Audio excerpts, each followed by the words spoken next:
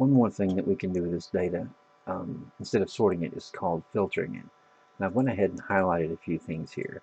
Um, if, if we go to the vendor, and I go over here to the same sort button, but instead of clicking sort, I choose this button filter. You notice it put these little boxes here. And what if I do, if I click on it, it tells me this is everything that occurs under this column heading. So under sales representative, these are all of the different people who occur there. And what I can do, if I go to vendor and I say I unselect, select all, and I'm just going to check these ones that I highlighted, which is Red Lobster. And you'll see what it did was it just filtered everything else out. And if I come to one of these other ones, you'll notice that those other names under the sales representatives no longer exist. And that's because it's filtering by this first. So if I go back to filter and I say clear, right, I can come over here instead and I can say filter by DW, which is the only one over here that's highlighted. And now that's the only row in the whole thing. Now if I come back over here under vendor, you'll see there's nothing else available. So that's also neat. Now the thing that I point out that's also super convenient about filtering your data. Let me clear that one more time. Alright, I'm going to click on vendor and select that, and then just select Red Lobster again.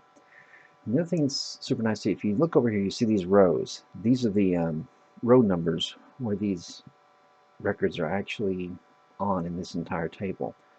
But if I just highlight this here, or just select this, if I copy this, Control C, and then I go to a different sheet or somewhere else and I say paste. Here's a quick note. If you highlight everything and put your mouse between the columns, when you see it change to this little crosshair and double click, it will resize your columns based on the data that's in there. And what you can also do is you can click and drag, and that will make them all that width. Same thing with your row height. So I'm going to double click and then double click again. Okay.